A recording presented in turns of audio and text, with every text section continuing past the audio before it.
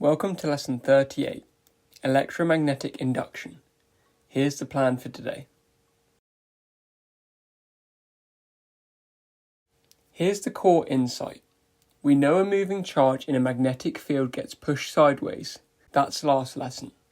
Now, take a metal rod, which is full of free charges, and slide the whole rod across a magnetic field. Every charge in that rod is now moving through the field, so every charge gets pushed. And because they're inside the rod, they get pushed along it. Charge piles up at one end, leaving the other end depleted. And a separation of charge is a potential difference. We've created voltage, an EMF, out of nothing but motion. One practical note, because we've reversed the effect, we now use the right hand rule instead of the left. Same fingers, other hand. There is also a different rule, which uses your right hand again, so make sure that you know the difference. This rule shows that a current flowing creates a B field circling around it, and it gives you the direction that the B field flows. Now wind our wire into a coil, a solenoid. If you push a magnet into it, the changing field drives electrons around the loop and you get a current. Pull the magnet out and the current flows the other way. Move it faster and you get more. There's a handy rule for working out which pole is which. Look down the end of the solenoid. If the current runs clockwise, you're looking at a south pole. If anti-clockwise, a north pole. The letters are hiding in the words. The S in clockwise, the N in anti-clockwise. I also draw the letters, and the arrows pointing out of the end of them sort of show which way the current goes. Let's make this quantitative. Firstly, a question. If you push the magnet in faster, are the electrons driven out more slowly or more quickly? More quickly, obviously. So it's the rate of change that matters. Rate of change of what though? Remember, we need to measure how much we're cutting the field lines. So how much the coil and the field are interacting. Picture a square coil being pushed into a field.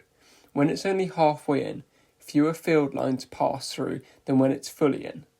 The amount of interaction is what we call flux linkage. Flux, phi, is the field strength times the area, BA, and flux linkage is that multiplied by the number of turns, N phi, because each turn of the coil links the field separately. And remember, area is the area that's in the field, which gives us Faraday's law. The induced EMF equals the rate of change of flux linkage, minus N times delta phi over delta T. It's the change that matters and how fast it happens. A stationary magnet, however strong, induces nothing at all. Now, what is that minus sign doing in Faraday's law? That minus sign by itself is Lenz's law, and it's one of my favourite ideas in physics. It says the induced EMF always opposes the change that produced it. Here's why it has to. The induced current creates its own magnetic field. Now suppose that field aided the change instead of opposing it, no minus sign.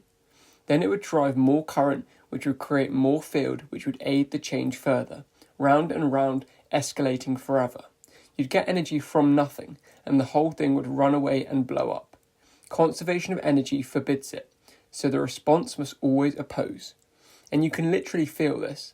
Push a magnet into a coil and you feel resistance, something pushing back at you. That resistance is real, and the work you do against it is precisely the energy that ends up as electrical energy in the circuit. You don't get the electricity for free, you push it into existence. And notice, this is exactly the idea I flagged in the dielectrics lesson. The system as a whole resists the change being imposed on it. Same principle, just wearing a different hat. Finally, the graph sketching questions. And there's one principle that solves them all. The EMF is the gradient of the flux linkage graph. Sketch the linkage, then differentiate it by I. Make sure you're careful here, because in these graphs they can sometimes take the absolute value of the EMF, which just puts it on the positive side of the axes, like in these diagrams. Case 1. A rectangular coil entering the field at constant speed. The linkage climbs steadily, a straight line, so its gradient is constant and the EMF is constant. The next case is being fully inside. The linkage stops changing, so the EMF drops to 0. There's also another nice way to think about this case. The left and the right sides of the coil are both cutting field lines, but in opposite directions, so their contributions cancel exactly. Case 3. Moving in while accelerating, or a triangle moving in at constant speed. Both of these, in their own different ways, have an area changing proportional to t squared. This means that the flux takes a quadratic form, and the gradient of a quadratic is linear, which means the EMF grows linearly. These two are favourites for the examiners. That's the end of the video. Make sure you really understand this topic deeply, as it's an important one in the exams. Thanks for watching, and check out my tutoring page below.